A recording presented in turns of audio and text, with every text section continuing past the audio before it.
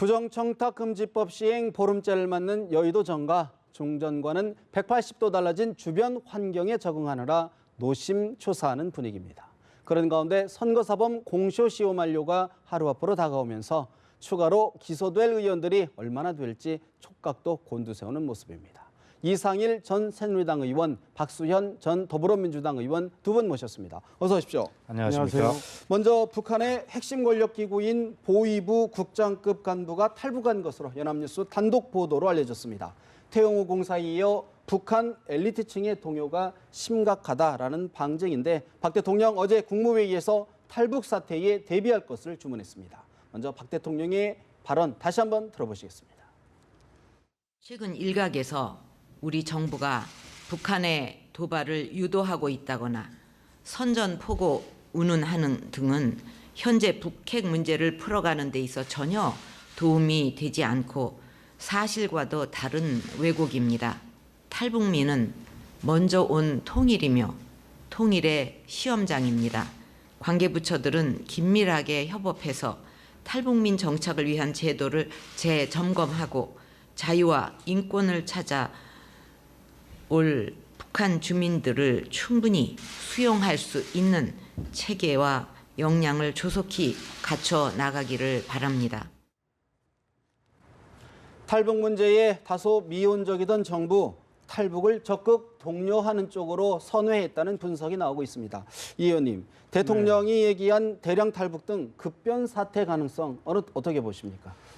북한 사정을 정확히는 모르겠지만 지금 오늘 연합이 특종 보도한 내용, 보위부의 국장급, 그러면은 통상 군 장성 출신이 맡는다고 하는데 그 보위부의 국장이라면 정말 핵심 중에 핵심입니다. 북한 주민들의 동향을 감시하고 또 반체제 인사들을 적발하고 하는 활동인데 그야말로 충성심을 발휘해야 할 보위부의 국장이 탈북을 해서 지난해에 입국을 했다면 정말 핵심층에서 동요가 일어났다고 봐야죠. 게다가 그 사람이 평양의 민심은 뜨겁다 이런 이야기까지 했다는 우리 연합의 보도를 보면 평양의 주민들이 또 나아가 북한 주민들이 김정은 체제의 이 폭정에 실망하면서 이제는 폭발 직전의 상황, 견디기 어렵다는 그런 상황까지 와 있을 수도 있다. 그렇기 때문에 지금 탈북자들이 오래 늘어나고 있는 상황 아닙니까? 좀 줄어들다가 김정은이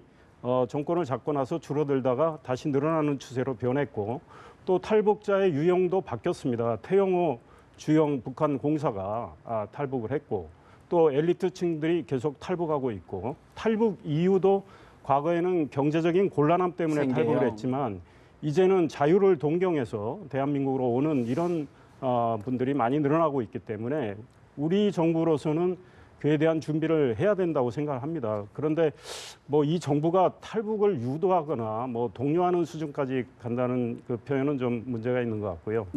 지금 자연스러운 흐름으로 북한의 이 포갑 체제에서 견디지 못하는 북한 주민들이 탈북하고 있는 상황, 그 탈북자들이 늘어나고 있기 때문에 우리로서는 그에 대해서 대비를 하고 준비를 해야 된다 이런 뜻으로 해석하고 싶습니다. 사실 탈북에 대해서 정부 차원의 대응, 대비 당연히 의당해야 될 일인데 과연 이제 급변 사태, 정말 예측치 못한 사태로 번지는 것 아니냐는 우려가 있는 거거든요. 어떻게 보십니까? 저는 이런 측면에서 한번 말씀을 드려보고 싶습니다. 박근혜 대통령 정부가 출범한 이후에 우리가 가장 많이 들었던 말, 환호했던 말이 통일 대박이라는 말이었습니다. 또 한반도 신뢰 프로세스라는 정책을 가지고 계셨죠. 드레스덴 선언까지 말씀하셨는데 박근혜 정부의 초기 한 2년의 이 대북 정책, 통일 정책과 지금 임기를 1년 얼마 남겨놓지 않은 이 시점에 이 대북 정책이 완전히 내몬탕을 오락가락하고 있는 모습이 더 혼란스러운 것이다 이렇게 보고 있습니다. 애초에 박근혜 정부가 출범할 때 그 어떤 한반도 신뢰 프로세스, 북한 정권의 속성이나 현실을 제대로 파악하지 못한 장밋빛 아니었는가, 아니면 그렇게 했지만 결국에 통일 정책이 실패한 것 아닌가 이렇게 보고 있고 지금 그래서 이제 그 북한의 그 핵 개발이나 미사일 개발과 같은 이런 문제를 가지고 남북 간의 이런 완벽한 대화 단절이나 이런 것이 이제 있어서 박근혜 정부도 지금 아주 강성 발언, 강성 기조 정책, 이런 봉쇄 정책 이런 것들을 하고 있는데 이것이 전체적으로 북한 정세를 파악하는 우리의 어떤 안목이나 정보 예. 이런 것들이 굉장히 문제가 있다라고 그런 생각을 가지고 있습니다. 그런 기조에서 본다면 지금 박근혜 대통령께서 수용 체계나 역량을 갖추는데 좀 대책을 세우라고 지시를 하시는 모습, 이것이 과연 어떤 북한 내부의 정확한 정보를 가지고 대량 탈북 사태나 뭐 어떤 급변 사태 이런 것들이에 대한 정확한 정보가 있어 이런 걸 지시하셨는지 네. 이런 것들에 대해서 의문을 가질 수밖에 없고, 또 대통령께서 이런 말씀을 직접 나오셔서 하심으로써 어떤 북한 내부에 무슨 문제가 있는 것처럼 국민들 사이에 굉장히 혼란을 줄 수가 있거든요. 예. 그렇기 때문에 저는 대통령께서 발언하실 때는 좀 신중하셔야 되겠다는 말씀을 좀 드리고, 분명히 아까 앵커께서 말씀하신 대로 그런 사태에 준비해야 되는 것은 정부의 기본적인 의무라고 생각하지만, 대통령께서 이런 문제를 어떤 그 수석비서관 회의에서 직접 언론이 보는 앞에서 지시하시는 것, 이런 문제는 네. 남북 관계를 잘 관리하는 이런 측면에 있어서 보면 박근혜 정부를 일관되게 흐르는 이 대북 정책의 좀 혼선이 좀 있는 것이 아닌가라고 하는 그 의구심을 갖게 합니다. 급변 사태의 가능성이 그러면 어떤 정보에 의해서 하는 것인지 의구심이 있다 이런 말씀이신가요? 당연히 그렇습니다. 그리고 지금 뭐 그렇게 북한 내부의 어떤 지금 여기서 평양의 민심이 네네, 뜨겁다 이렇게 뜨겁다. 이야기하고 있습니다만, 또 다른 사람들의 이야기를, 탈북자들 이야기를 들어보면 김정은을 제거한다고 해서 북한이 붕괴할 것이냐, 어림없는 소리다라고 하는 정반대의 이야기들도 하고 있거든요. 네, 레짐 체인지, 리더십 체인지 가능성도 그리 높지 않다라는 평가신데 어떻게 보십니까? 그러니까 북한의 체제 변화의 가능성은 예측하기가 어렵습니다. 사실은 뭐 통일은 한순간에 올 수도 있고 또 우리 생각보다 멀어질 수도 있습니다. 그런데 우리 존경하는 박 의원님 말씀 가운데 이 정부는 처음에는 인내를 가지고 북한의 이 대량 살상 무기 개발을 막아보려고 노력을 많이 했죠. 국제사회와 많은 공조를 했고, 그러나 그럼에도 불구하고 북한은 자기들이 약속한 걸 지키지 않으면서 계속 핵무기를 개발해 왔던 상황 아닙니까? 그래서 모든 국제사회가 계속 압박과 제재를 더 강화하고 있고 유엔에서 뭐 추가적인 결의를 계속하고 있는 상황이니까 상대가 이렇게 호응을 해서 나온다면은 훨씬 예. 진전된 이 남북 관계를 가져갈 수 있는데, 상대가 정반대 도발하는 방향으로 계속하고 있기 때문에 지금은 제재 국면이 타당한 거지. 그러니까 상황에 맞춰서 우리가 정책을 구사해야 된다고 봅니다. 네. 그래서 뭐 이 문제에 대해서는 뭐 많은 전문가들도 뭐 서로 논란하는 문제가 되지만, 이 정부로서는 그래도 국제사회와 공조해서 최선을 다하고 있다고 보고 있고요. 예. 지금 상황은 박근혜 대통령이 일부러 북한을 자극하기 위해서 하셨다기보다는 지금 현재 일어나고 있는 상황, 북한 상황이 뭐 저도 뭐 정확히는 모르지만, 예. 그리고 정부가 갖고 있는 정보를 전부 국민한테 공개할 이유도 없고 그럴 필요도 없기 때문에 그런 상황에 대비해서 정부가 차근차근 준비를 잘 해나가고, 우리 준비 태세에 허점이 없는지 예. 지금 다시 한번 재점검해서 역량을 갖추라는 뜻이기 때문에 뭐 그에 대해서 뭐 그렇게 비판적으로 그런 볼 측면에서- 수- 저도 뭐 예, 이상희 예. 의원 말씀에 네. 저도 뭐 반대하는 걸 동의합니다. 동의하나 우선 전 두 가지 측면에서 보는데, 우선 뭐 중장기적일지는 모르겠습니다만 대량 사태, 급변 사태에 대비하는 정부의 임무를 착실하게 잘 해나가는 것 좋습니다. 그런데 그런 것들을 공개적으로 호들갑스럽게 할 필요는 없다는 것이죠. 그런 정부의 기본 임무는 아주 꾸준하면서도 차분하게 해가야 되는 것이고요. 네. 만일 그것이 지금 그 북한 핵세 사태를 해결하는데 아주 유효하고 아주 유일한 수단이라고 하면 해야 되지만, 그런 것들에 대한 어떤 그런 큰 현실적 효과나 이런 것들이 있어 보이지는 않거든요. 네. 다만 그것과 함께 저는 이런 말씀 드려보고 싶은 것이, 기존에 우리 탈북해서 대한민국에 정착해 있는 탈북민들이 약 한 3만 명 정도 된다는 것이거든요. 이분들은 과연 대한민국 사회에 잘 적응하고 있는지, 이런 것들에 대해서 굉장히 우리가 이런 문제도 차분하게 잘 하면서, 그러고 나서 예를 들어서 탈북해 오라라고 하는 말씀도 자신 있게 할 수 있는 것이지, 이런 부분들 제대로 되어 있지 네. 않으면서 그런 말씀하는 것, 이것들이 정부나 대통령도 네. 상당한 어떤 나름의 정보와 자신감이 있었기 때문에 그런 말씀을 하지 않나 싶기도 한데 뭐 어떻게 보십니까? 아마 청와대는 많은 정보를 갖고 있겠죠. 그리고 사실 미국, 일본도 그 휴민트와 관련된 여러 정보는 우리한테 많이 의존하고 있기 때문에 그런 이제 이런 것들에 대비해서 준비를 하겠다는 거고, 지금 기존에 들어와 있는 3만여 명의 탈북자의 정착 문제와 관련해서 뭐 대통령이 국무회의에서 그런 제도 뭐 그런 것까지 포함해서 이 제도를 잘 재점검하라고 하셨고, 사실은 지금 지방자치단체에서도 좀 더 지원할 필요가 있고 많은 필요가 있습니다. 그래서 우리 국민들의 탈북자에 대한 시각도 좀 바꿀 건 바꿔야 되고 그래서 예. 이런 모든 것들을 준비를 지시한 거고 예. 뭐 호들갑을 떤다 이런 표현을 하셨는데 그렇게 호들갑을 떨면서 지시했다는 느낌은 주지 않습니다. 그만큼 이제 위기를 강조한 것이다. 이렇게 말씀을 정리를 했고 사실 어제 박근혜 대통령의 이야기 중에 하나를 좀 더이들이 더 짚어봐야 될 부분이 야권에서 제기하고 있는 뭐 도발, 유도다, 선전포고다라는 부분에 대해서 북핵 문제 해결에 도움이 안 되는 왜곡이다라며 비판을 했는데 국민의당이 왜 비판하냐며 반격을 발끈했습니다. 국민의당 이야기 좀 잠시 들어볼까요? 박근혜 대통령께서 어제 국무회의에서 국민의당 비대위원장을 강하게 비판했습니다. 다른 의견을 가진 사람들을 불순 세력 내지 적으로 규정하고 편가르게 하는 것은 정치가 아닙니다. 남은 기간 성공적인 국정 수행을 위해서는 순종하는 사람들만 모아놓은 내부 회의에 매몰되지 마시고 밖으로 나오셔서 대화와 설득, 타협과 포용의 모범을 보여주시기를 간절히 부탁드립니다. 국민의당 안철수 전 대표 다른 의견을 가진 사람을 불순 세력으로 편가르는 것은 정치가 아니다. 포용의 모습을 보여달라라고 주문을 했습니다. 박 의원님, 이번 네. 사안 사실 이제 각자의 정체성과도 이제 결부된 문제인데 대북 문제와 관련해서는 유독 청와대와 국민의당이 좀 대립각을 세우는 것 같아요. 네, 아마 이런 문제에 대해서 저는 청와대나 국민의당이나 이런 말씀을 두 군데 다 하실 수도 있는 문제지만 뭐 굳이 이렇게까지 할 필요가 있는 문제인가라는 회의적인 시각으로 보는데 안 하셔도 될 내용 같습니다.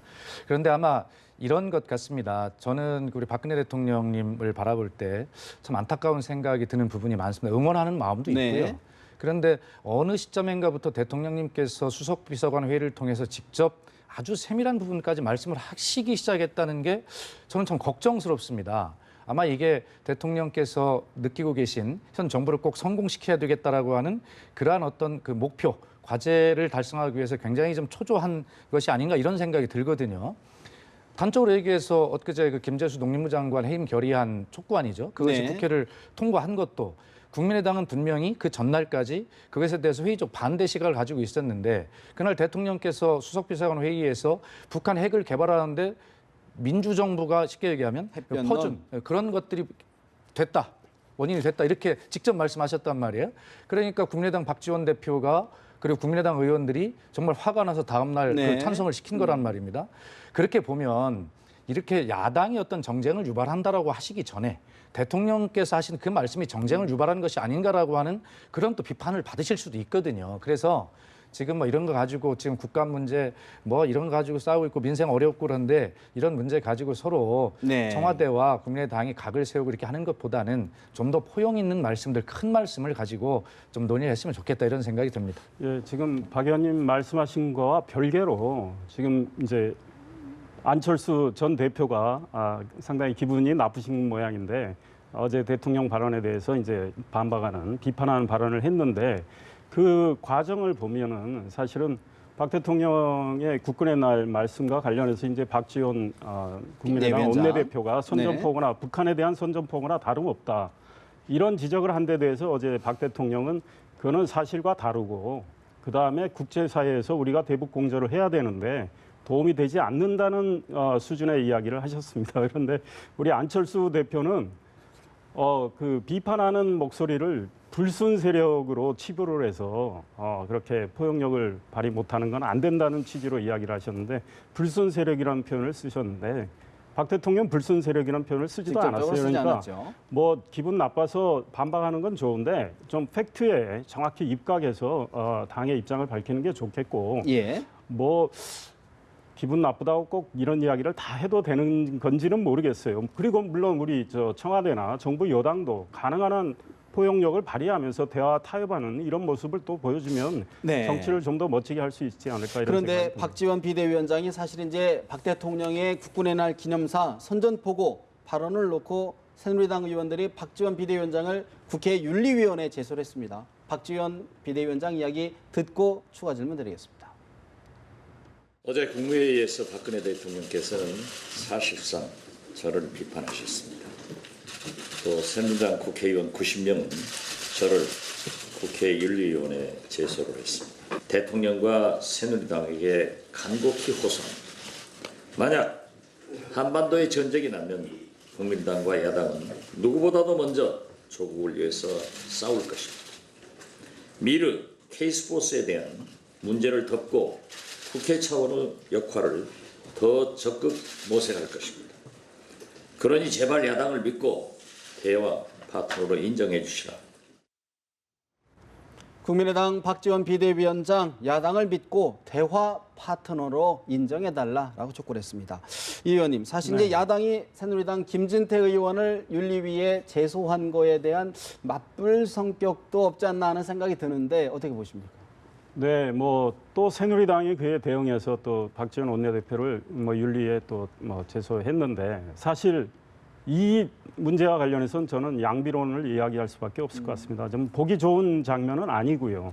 그러니까 박지원 원내대표가 대통령의 국군의 날 말씀과 관련해서 이거는 대북 선전포고나 다름없다고 이야기한 거는 저는 적절하지 않다고 생각합니다. 그리고 북한에 잘못된 시그널을 줄 수 있다고 생각합니다. 그래서 본인도 아마 오늘 말씀은 그런 취지가 아니었다는 취지로 이야기한 것 같은데, 해명성. 예, 그렇습니다. 근데 그렇다고 해서 또 우리 당의 한 의원이 뭐 박지원 원내대표를 간첩에 비유하고 이렇게 하는 건 정말 과민 반응이라고 생각을 하고, 그 이후에 박지원 대표는 또 김진태 의원을 왜 간첩이면 신고를 못하냐, 잡아가라. 뭐 졸장부 아니냐 이렇게 말하고, 또 우리 당의 의원은 도둑이 재발절인 격이라고 이렇게 해서 정말 정치를 희화하는 것 같아서 너무나 안타깝고, 좀 의연하게 네. 양쪽이 좀 이런 문제를 그냥 뭐 가볍게 넘길 수도 있는데, 그리고 또 박지원 원내대표가 좀 과한 측면이 있었다면 뭐 정중하게 유감 표명하면 되는 거고, 그러면 잘 정리될 건데 지금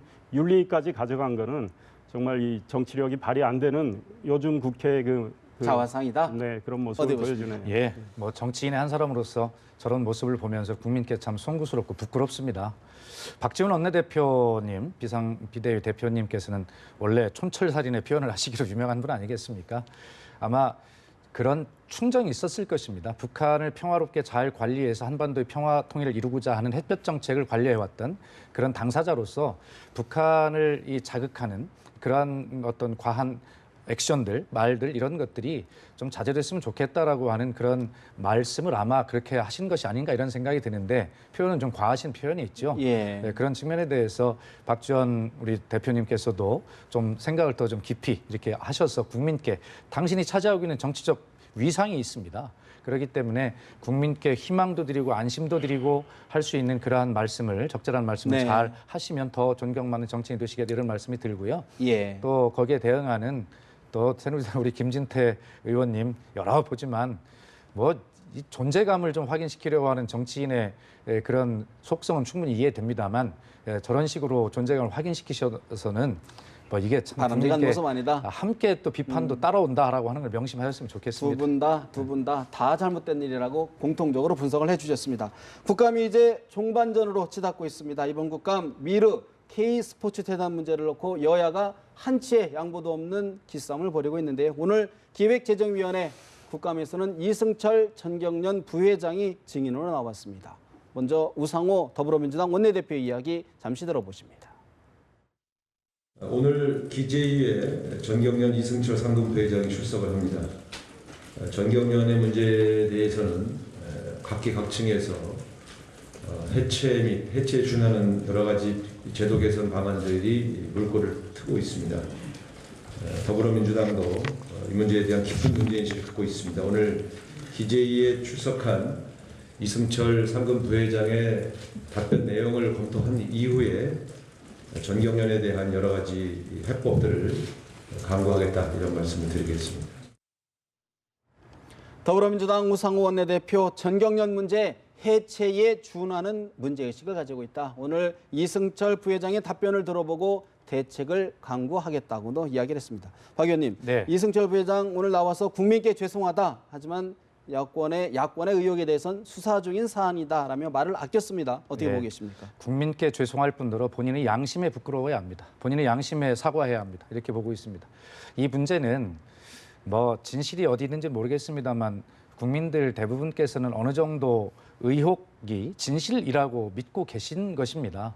갑자기 우상호 원내대표 인터뷰를 보면서 제가 그 우리나라 대학 교수들이 어느 해인가 뽑았다라고 하는 사자성어 지록 위마라는 말이 생각이 났는데 사슴을 가리켜 말이라고 한다. 그런 말 아니겠습니까? 그런데 지금 예를 들어 많은 저런 의혹 이런 것들이 계속 나오는데 지금 가장 큰 문제는 이것이 호미로 막을 것을 가래로도 못 막는 그런 상황으로 이 관리해가는 그 정부의 또 청와대의 이런 태도, 문제 인식 이런 것들이 점점 갈등을 더 키우고 있고 이 문제는 분명히 말씀드리지만 누가 정권을 잡든 간에 이 다음 정부에서 반드시 이것은 특검이나 이런 것들을 통해 밝혀질 수밖에 없습니다. 이제 진실을 더 숨길 수는 없고 이 문제 하나를 가지고 이 중요한 민생국감, 안전국감, 이런 안보국감 이런 것들이 돼야 되는 이 국정감사의 장을 온통 저 의혹과 부정으로 이렇게 몰고 가는 이 사태에 대해서 좀 청와대가 사실 이런 것들이 있었는데 좀 잘못된 것이 있다라고 의혹이 있다면 철저히 조사해 보겠다고 국민께 그렇게라도 말씀해 보시면 이 금방 넘어갈 일들인데 왜 이렇게 이거 인정한다고 그래서 의혹 조사해 보겠다 청와대가 그렇게 말 한마디 좀 국민께 시원하게 드린다고 해서 이 정권이 무너지고 레임도 금방 오는 거 아니지 않습니까? 네. 오히려 그러한 솔직한 태도, 그러한 국민께 다가가는 그런 국민의 눈높이에 맞는 태도가 오히려 박근혜 대통령의 임기 하반기 이 국정 운영을 더 튼튼하게 할 수 있는 기반이 될 것이다. 그래서 이 문제는 청와대가 결단하고 정말 신뢰성 있게 국민들께서 믿으실 수 있도록 철저하게 수사하겠다라고 하는 그런 말씀 한마디면 된다고 정부 생각합니다. 여당이 문제를 덮을 것만이 아니라 문제가 있다면 좀 드러낼 필요도 있다. 당연히 그렇습니다. 어떻게 보십니까?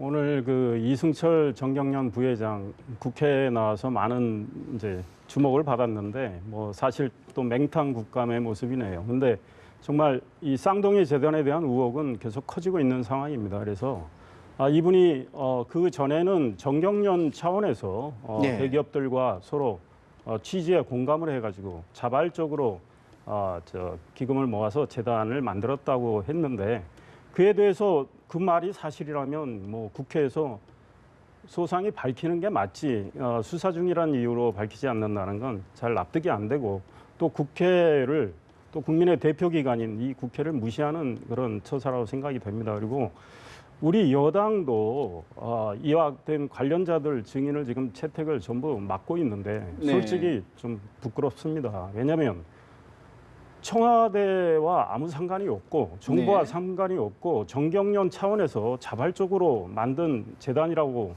주장을 정경련도 하고 청와대도 그런 취지의 이야기를 했는데 우리 여당이 왜 관계된 증인을 채택을 못하게 하는지 저도 잘 납득이 안 가요. 그러니까 의혹과 관련된 문제는 우리가 좀 더 오히려 우리가 더 선제적으로 정정당당하게 밝힐 필요가 있다. 그래야 뭐 국민들한테 우리가 떳떳하지 청와대와 않을까 이런 정부 생각이 여당 들어요. 더 이상 뭐 밝힐 것이 없다. 이 사실 자체가 아니다라고 지금 시각을 갖고 있기 때문에 문제가 어렵잖아. 예컨대 저 무관한 증인이라고 생각되는 분들이 있습니다. 그러니까 뭐 청와대 뭐 수석 또 뭐 정부의 어떤 관계자 또 뭐 소위 비선의 실세라는 분 정말 그에 대해서는 아직 뭐 많은 언론이 쓰고 있지만 지금 야권이 결정된 한 방을 못 내놓고 있다. 그러니까 야권은 지금 계속 의혹 제기를 하고 있고, 근데 그 의혹이 부풀려지는 측면도 있고, 그래서 국민들이 혼란을 느끼고 있기 때문에 그런 것과 관련해서는 그런 증인은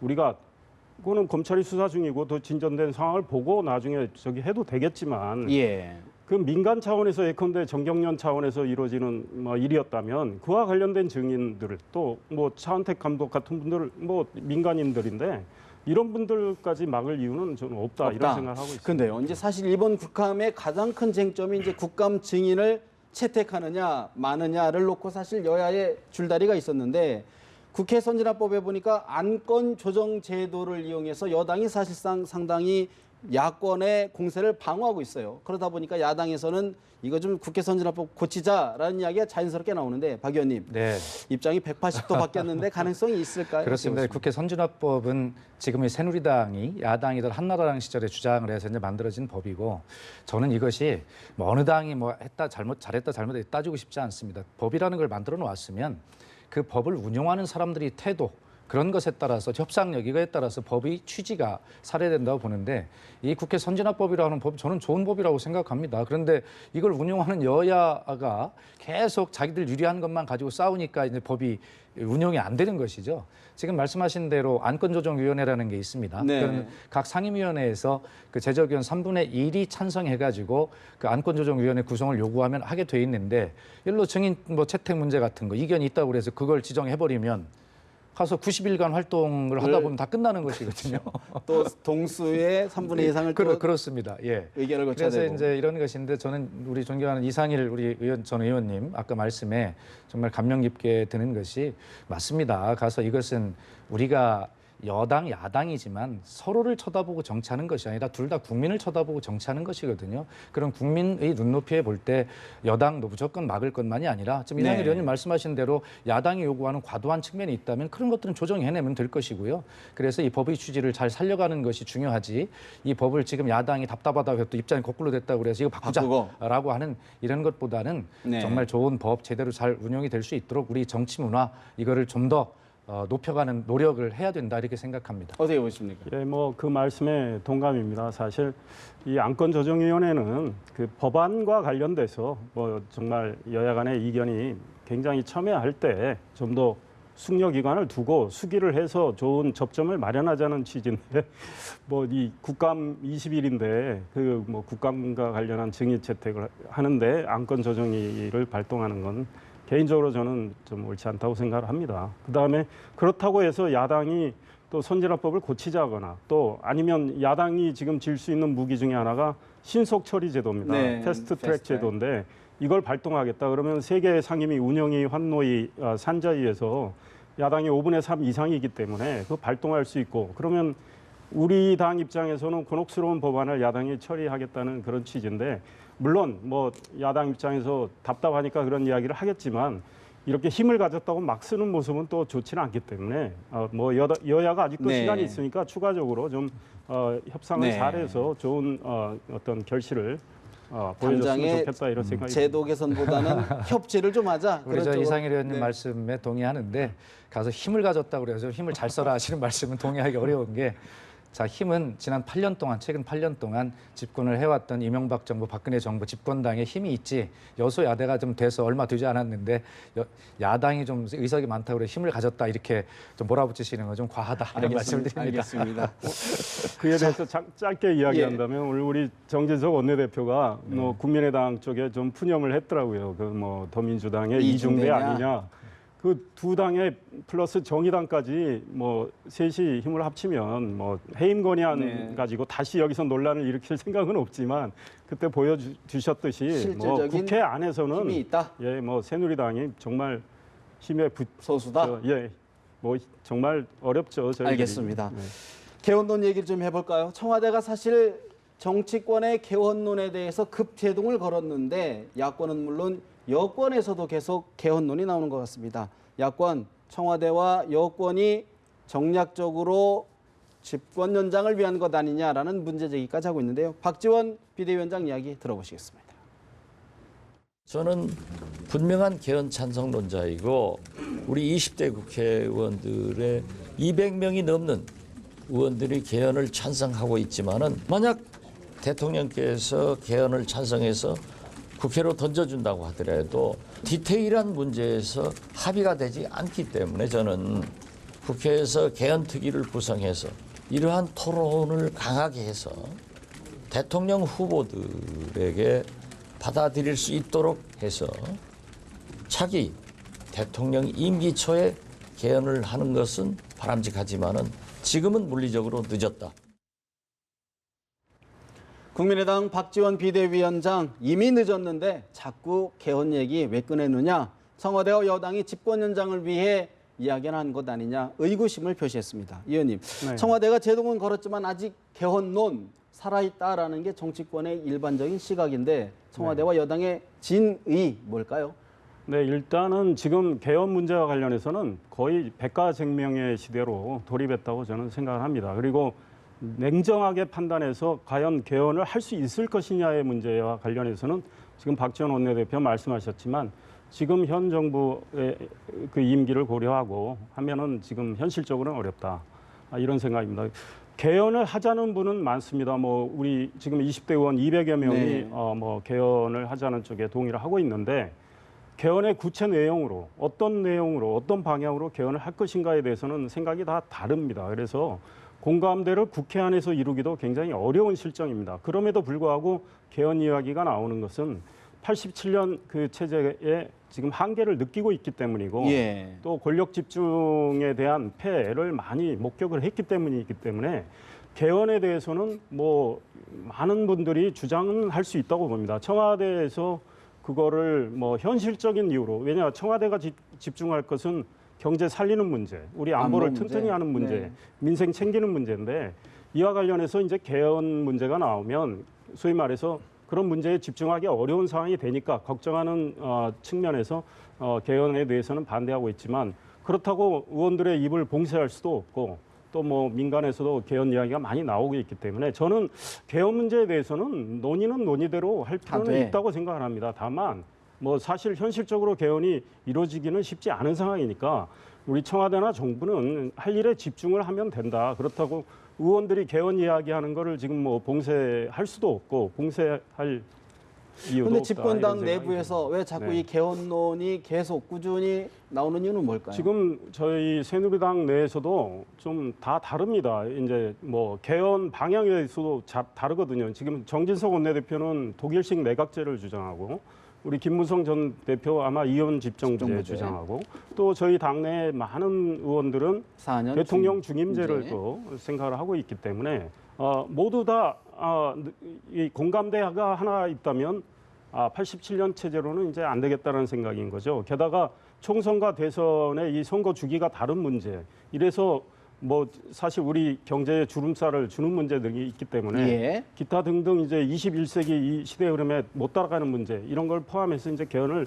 할 필요는 있다라는 데는 공감대가 있지만 내용은 다 다르기 다르다. 때문에 그래서 뭐 아마 당내의 개파적인 입장에서 개헌 이야기하는 분들도 있고 뭐 정말로 진정성 있게 나라를 생각해서 개헌하는 분들이 있다고 봅니다. 그러나 뭐 개헌이 현실적으로 하나의 큰 흐름을 형성을 해서 뭐 내년에 뭐 개헌이 실질적으로 예. 국민투표까지 붙여지기는 어렵지 않나. 그런 어떤 생각을 지금 하고 있습니다. 맥락이 있어서 발언이 나오는 것이 아니라 다양한 의견들이 분출되는 그런 과정일 뿐이다라고는 정리신데 어떻게 보십니까? 저는 세 가지 측면을 잘 봐야 된다고 생각합니다. 우선 개헌의 필요성, 또 개헌의 현실성, 실제 개헌이 실현되려면 그 시기의 문제는 어떻게 돼야 되는가 세 가지 측면이 논의 지점이라고 보는데 저도 개인적으로 87년 체제를 지배해온 지금의 헌법이 긍정적 기능을 이미 다 했다 이렇게 네. 보기 때문에 새로운 시대 질서를 만들기 위한 개헌에 저는 적극 찬성을 합니다. 그러나 이 현실성이라고 하는 것도 다른 문제거든요.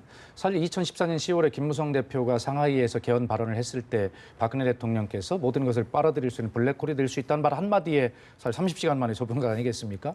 2년이 지났습니다. 2년이 지난 지금 2016년 9월 5일 날 이정현 대표가 국회 연설에서 개헌 문제를 꺼냅니다. 뭐 친박의 핵심 아니겠습니까? 정종섭 전 안행부 장관이죠. 정종섭 의원. 대통령 직선 내각제인가요? 뭐 이런 헌법학자이지요. 예. 그런 구체적인 어떤 권력 구조를 가지고 개헌을 세게 주장하고 있습니다. 친박 핵심입니다. 정진석 원내대표 요즘에 친박 행보를 하고 계신데 개헌을 이야기했어요. 2년 만에 대통령이 반대한 개헌 문제를 2년 만에 친박의 핵심들이 이야기하고 있는 것에 저는 주목해야 한다 이렇게 봅니다. 그렇기 때문에 야권에서 주장하고 있는 정략적 의도를 여기서 읽을 수 있는 것이죠. 특히 정종석 장관이 이야기한 대통령 직선 내각제라고 하는 것은 지금 새누리당이 정권 연장을 위해서 반기문이라고 하는 네. 후보를 대입해 놓고 보면 그렇게 해서 대통령은 국민이 직접 뽑는 선거를 해서 외교, 안보 뭐 이런 일에 충실하게 하고 총선의 다수당이 총리를 선출해서 내각제 총리가 되는 다시 말해서 친박이 다시 정권을 잡겠다라고 하는 이런 아주 잘 구색이 맞는 이런 어떤 일련의 시나리오에서 네. 나오는 발언이 아닌가라고 야당은 의심할 수밖에 없습니다. 왜냐하면 그 실현 가능성이 거의 없는 이 국감 시기에 그런 말들을 꺼내는 것은 야당으로 충분히 의심해 볼 만하죠. 진정성이 없다라고 보는 것입니다. 그래서 이 친박의 꿈이 담겨 있는 개헌 발언이다 이렇게 야당은 보는 것이고. 측면이 있는 것이고요. 네. 또 한 측면은 현재 여야를 통틀어서 대세론을 형성하고 있는 대권 후보가 없습니다. 그렇기 때문에 이 대세를 형성하기 위해서 유리하게 합종 연행의 틀을 만드는 정치권 세판짜기를 하기 위한 고리로 개헌 문제를 꺼냈을 가능성이 충분히 있다라고 하는 그런 측면들이 야당이 걱정하는 정략적 측면의 개헌론이 아닐까라고 하는 생각이 그런 있는 것이죠. 측면에서 청와대가 급제동을 걸었지만 여전히 개헌론은 살아있는 화두다. 당연히 그렇습니다. 그래서 예를 들어서 김재원 수석이 엊그제 청와대의 뜻 급제동을 걸긴 했지만 이것이 잘 짜여진 시나리오라면 응당 그렇게 북치고 장구치고가 있겠죠. 그렇게 보는 것이고 다만 이제 박근혜 대통령이 개헌에 찬성하지 않는다면 예를 들어서 지금 개헌안을 발의하기 위해서는 대통령이 발의하시거나 제적 국회의원 과반수가 발의를 해서 또 국회를 통과할 때는 3분의 2를 넘겨야 되는 거 아니겠습니까? 그렇다면 현재 살아있는 권력인 대통령이 찬성을 해야 친박이 대다수가 거기에 동의할 수 있고 이런 것들이 되는데 결과적으로 보면 이게 실현 가능성이라는 측면에서 여러 가지 의구심이 드는데 그렇기 때문에 야당에서는 정략적일 것이다라고 하는 부분도 의심하지 않을 수 없다 이렇게 말씀을 드리는 것입니다. 야당이 그런 걱정을 한다는 건 이해할 수 있습니다. 그런데 제가 보기에는 우리 정부 여권 내에 그렇게 조직적으로 이 문제를 놓고 움직이는 것 같지는 않고요. 오늘 이정현 새누리당 대표는 개헌에 대해서 좀 부정적인 입장을 밝혔습니다. 그러니까 본인이 얼마 대표가 되고 나서 한 얘기보다 약간 후퇴한 듯한 그 취지의 이야기를 했고 지금 단계에서 개헌 이야기를 하는 건 또 특히 특정 정당이나 특정 정치인이 하는 건 부적절하다 이런 약간 부정적인 그래서 오히려 개헌 문제는 지금 사실은 제3지대론을 이야기를 많이 하고 있는 분들 가운데 그 국민의당 의원들이 많이 계신데 그쪽에서 또 개헌 이야기를 꽤 하고 있습니다. 그래서 더민주 입장에서는 좀 많은 의심을 할 수는 있는데 지금 내년에 특히 대선의 해인데 내년에 대통령께서 개헌 어젠다를 들고 나왔을 때 그게 정말로 정략적으로 비칠 가능성이 큰데 그럴 때 국민들의 동의를 과연 얻을 수 있을까? 또 야당이 크게 반발할 가능성이 크고 또 내년은 내년대로 임기 마지막 해를 마무리해야 되기 때문에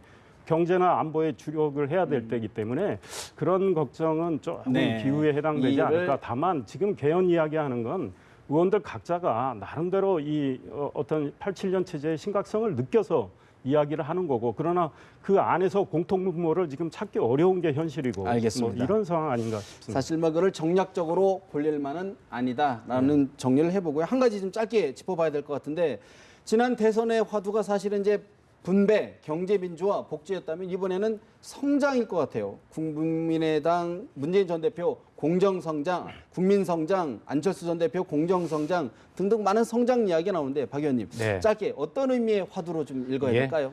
시대의 흐름이죠. 성장을 통한 분배라고 하는 것에 거의 다 동의하고 있는 것 같습니다. 다만 지속적인 그 성장의 동력을 어디에서 찾아낼 것인가라는 데 약간의 차이들이 있는 것이죠. 그런 측면에서 이제 보고 아마 이번 대선 과정에서 이 아젠다를 가지고 치열한 토론을 통하고 거기서 지속적인 성장 동력을 누가 더 잘 제시하는 것이 아는가 이것이 결과적으로 어떤 다음 정권을 만들어가는 중요한 포인트가 되지 않겠나라고 저는 그렇게 예상을 하고 있습니다. 사실 김종인 전 더불어민주당 비대위원 같은 경우는 사실 성장론 허울뿐이다라고 강하게 비판하는데 어떻게 보십니까? 특히 문재인 전 대표의 국민성장론에 대해서 김종인 전 대표가 매우 강하게 비판을 연이어서 하고 계신데 아마 무슨 말인지 모르겠다. 그리고 이제 본인의 경제민주화가 어느 정도 그 문재인 대표의 국민성장론에 채택이 되고 있는지는 저도 모르겠지만 분명히 생각이 다른 것 같습니다. 그리고 문재인 전 대표가 성장에 주목한다는 것은 사실은 반가운 일이라고 생각합니다. 다만 소득 주도 성장, 국민 성장 사실 어떤 내용인지 좀 궁금하고 이분이 말씀하시는 건 분배를 잘해서 소비를 촉진시키면 성장이 된다는 건데요. 사실은 분배와 소비를 촉진시킬 수 있는 것들이 성장이기 때문에 우리 경제 살리는 문제부터 집중할 필요도 있다. 자, 거기에 대해서 제가 잠깐만요. 경제 살리기와 관련해서 많은 방안에 대해서는 논란이 있을 수 있습니다. 야당이 이야기하는 경제 민주화, 우리 여당도 경제 민주화를 이야기하고 있지만 내용이 좀 다르고 그래서 이제 성장의 방법과 관련해서는 이야기가 다를 수 있는데 김종인 전 대표가 문재인 전 대표를 비판하는 것과 관련해서는 문재인 전 대표가 표를 얻기 위해서 성장 이야기를 꺼낸 거 아니냐 아니냐는, 이런 것들이 네, 깔려 있지 않을까 이런 의구심이 생각을 있다. 하고 있습니다. 그렇지 않습니다. 이 문제가 제가 김종인 전 대표의 비서실장을 지내지 않았습니까? 김종인 대표의 워딩을 정확히 저는 이해를 합니다. 뭐 그 철학까지 다 이해는 못하더라도 그런데 이 문제는 김종인 대표는 문재인 대표뿐만이 아니라 지금 대권 후보들 모두가 경제민주화를 잘 이해하지 못하고 있다 계속 말씀을 하고 계시거든요. 김종인 대표도 성장 이런 것들을 이야기 안 하시는 분이 아닙니다. 다만 이 경제민주화를 좀 더 튼튼히 하고자 하는 방점을 거기에 찍고 네. 각 후보들에게 경제민주화 개념을 좀 더 잘 이해하고 반영해달라는 당부를 하고 계신 거죠. 알겠습니다. 그렇게 정리를 해보고요. 지금까지 이상일 전 새누리당 의원, 박수현 전 더불어민주당 의원 두 분과 이야기 나눠봤습니다. 말씀 고맙습니다. 감사합니다.